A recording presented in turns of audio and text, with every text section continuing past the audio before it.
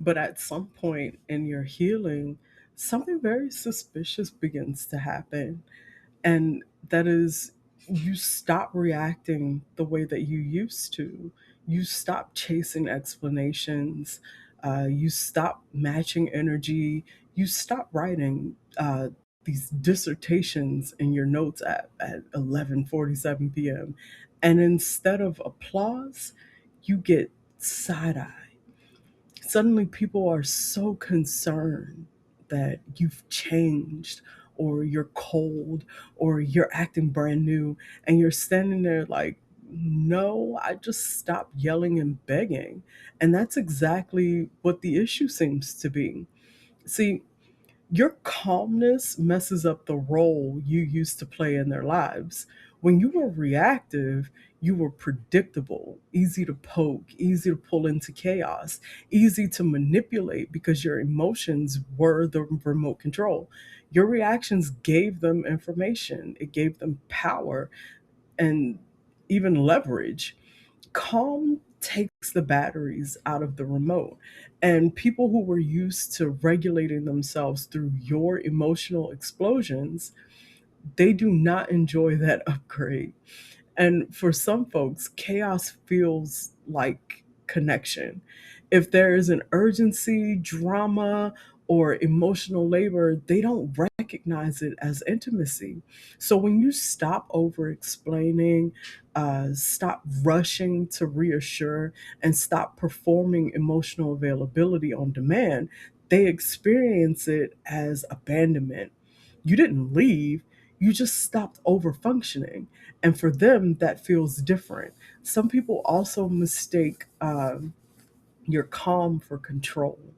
They're used to loud emotions and raised voices and weaponized feelings. Calm doesn't fit that ecosystem.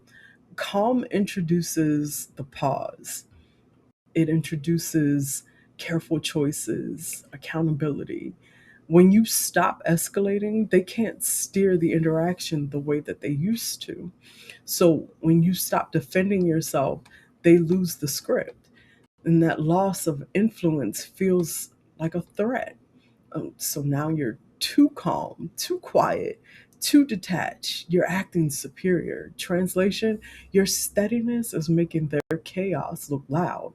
And let's be honest, some people only liked you when you were emotionally accessible at your own expense. They were comfortable when you explained yourself into exhaustion or stayed available through their disrespect and absorbed their stress like a human sponge. Your calm revoked that access. You're no longer the emotional shock absorber.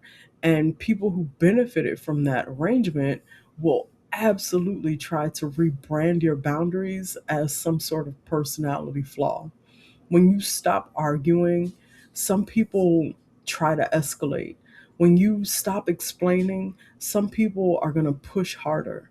When you stop reacting, some people accuse you of not even caring.